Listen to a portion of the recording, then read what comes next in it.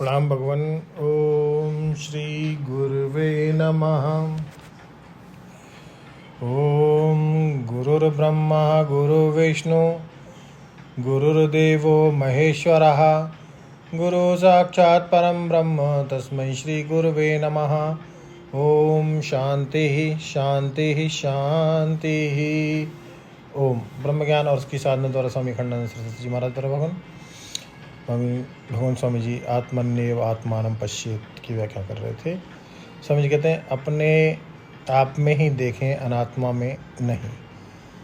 आत्मन्येव न तो अनात्मानि आत्मनैव न तो अनात्मना। अपने आप को ही देखें, अनात्मा को नहीं। आत्मानम एव न तो अनात्मानम। अपने आप से ही देखें, अनात्मा से नहीं। यह तो बमगोला ही हो गया।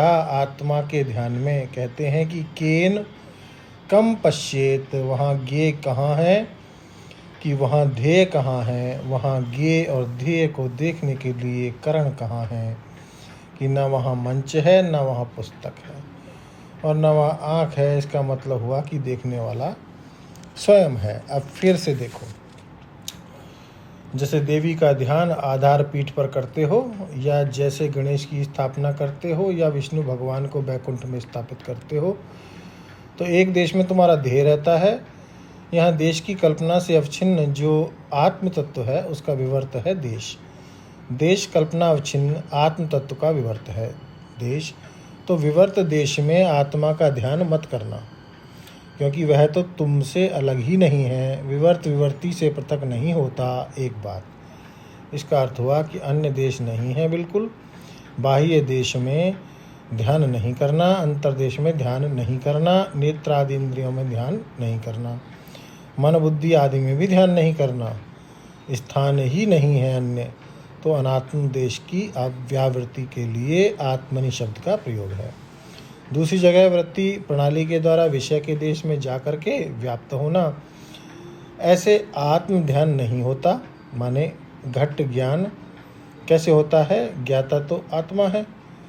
अंतःकरण अवच्छिन्न आत्मा वह अंतःकरण रूप नाली में होकर, वृत्ति नाली में होकर, वृत्य घट देश में जाकर जब घट में व्याप्त होता है, घट से अभिन्न होता है। माने जब बहिर्देश में कल्पित घट अंतर्देश में जब कल्पित हो जाता है, तब अंतर्देश अवच्छिन्न और घटावच्छिन्न आत्मदेव एक हो जाते हैं।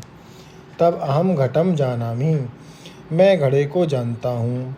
यह ज्ञान प्रतिफलित होता है, यह फल ज्ञान होता है। तो अब देश में आत्मा नहीं। आत्मा ध्यान करने के लिए अंतःकरण वृत्ति पर आरूढ़ होकर घटादि के समान अन्य के आकार की ग्रहण नहीं करना। तो आत्मानं पश्यन्ति, न तो घट आदिकम। दृश्य का दर्शन नहीं करना है, घटादि का दर्शन नहीं करते हैं। माने दृश्य का, अन्य वस्तु का बिल्कुल निषेध कर दिया।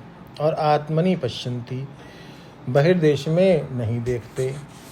देश की कल्पना का परित्याग करके देखते हैं। ऊपर नीचे नहीं देखते हैं, बाहर भीतर नहीं देखते हैं। बाहर भीतर और ऊपर नीचे की कल्पना से, स्थूल सूक्ष्म की कल्पना से विनर्मुक्त अपने आप में ही देखते हैं। और उसको देखने के लिए आँख, मन, इंद्रिय वृत्तियाँ और मनोवृत्तियों को काम में नहीं लेते। तो करण का निषेध करने के लिए आत्मना शब्द है। मन से नहीं, इंद्रिय से नहीं, बुद्धि से नहीं। तो बोले अच्छा साक्षी भाष्य होगा। अपने आप में देखते हैं सुषुप्ति के समान, तो बोले साक्षी भाष्य नहीं है। क्यों? कि आत्मानम, अपने आप को ही देखते हैं। तो बोले वह भी कोई हृदय का उहापोह होगा। बोले नहीं, यह हृदय में नहीं है, वहाँ तो हृदय ही नहीं है। आत्मनि एव पश्येत, तो दृश्य नहीं है, माने अन्य नहीं है। अन्य नहीं है, अन्य में नहीं है और अन्य से देखा नहीं गया। तो वह जो आक्षेप था कि केन कम पश्येत, किससे किसको देखोगे? बोले आत्मानम आत्मना पश्येत, यह ध्यान हुआ। केन कम पश्चेत में तो दर्शन के करण और दर्शन की विषयता दोनों का निषेध है, और यहाँ दर्शन के करण और दर्शन की विषयता का निषेध ना करके अपने आप में ही सबका अध्यारोप कर दिया, मात्र अन्यता का निषेध किया। आत्मनि एव आत्मानम एव आत्मनेव पश्येत। इसकी व्याख्या को भवन और आगे बढ़ाएंगे अगले सत्संग में। ओम शांति ही शांति ही शांति। प्रणाम भगवान।